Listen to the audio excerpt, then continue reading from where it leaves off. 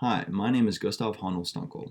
I'm a senior in the college studying government and philosophy, and I'd like to present my senior honors research thesis for the government department, advised by Dr. Michael Bailey, entitled Open Season on Open Seats.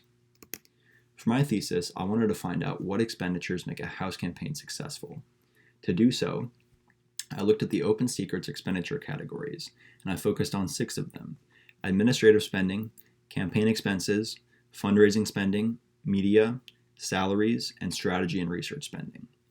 I also considered a number of district and candidate-based variables, looking specifically at the proportion of the district that was Black, that was Latinx, that had a bachelor's degree or higher, that were a transplant to the district, the median income of the district, and the district's Cook partisan voter index.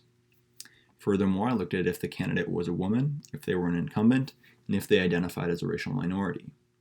Using these variables, I looked at 6 different data sets, primarily the Open Seats dataset, because this was the focus of my research. I then expanded this dataset to find more statistical significance by looking at all close races that had a Cook PVI of plus or minus 10, favoring Republicans or Democrats. I also narrowed this dataset down by taking a log of the total expenditure and removing outliers, by looking at campaigns that spent more than $200,000, and then by looking at campaigns that had PVIs of plus or minus 7 and plus or minus 5. With these datasets, I looked at 2 separate types of models. The first looked at each campaign expenditure as a proportion of the campaign spending overall. So how much did they spend in media, and what proportion of the campaign's overall spending was this? Then I looked at a model that had the total spending in that category, and then as a proportion of the overall spending in the whole district.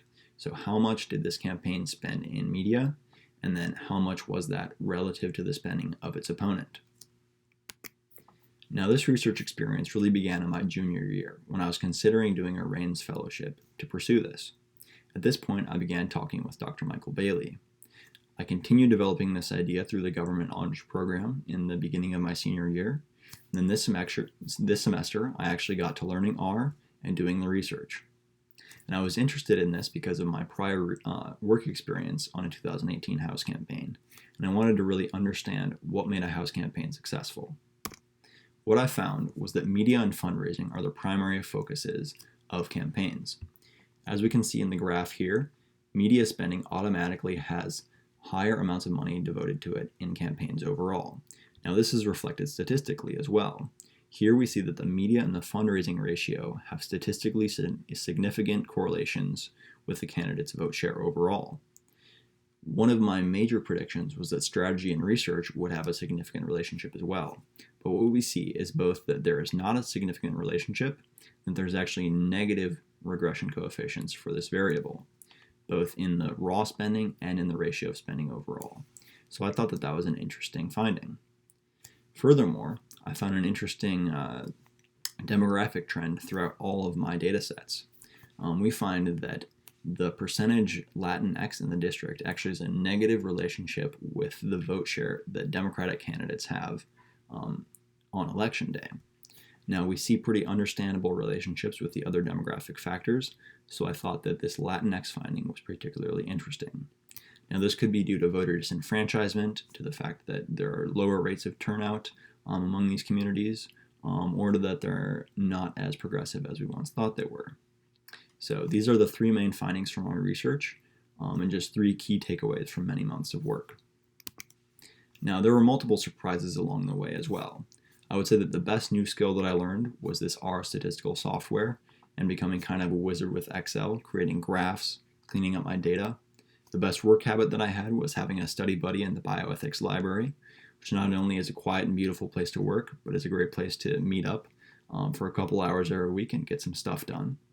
And then the best lesson that I learned was to space my workout and that work time adds up. By the mid-term of the semester, I was kind of feeling like I hadn't gotten enough done, when in fact I'd been putting in a lot of invisible work, making sure my data was clean, making sure I knew how to actually use the software that I was working with. So when the time came for me to actually write the thesis, it was easier than I expected it would be, and it all kind of flowed out. So putting that work in the bank, spacing it out, it all really added up. So overall, I did a comprehensive analysis of the 2018 House campaigns. But one of the main things that I learned as well was that campaigns are extremely complicated.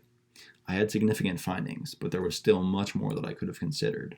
So I view this as a fantastic starting point, and as a great way to kind of summarize many months of research in my time at Georgetown. Thank you.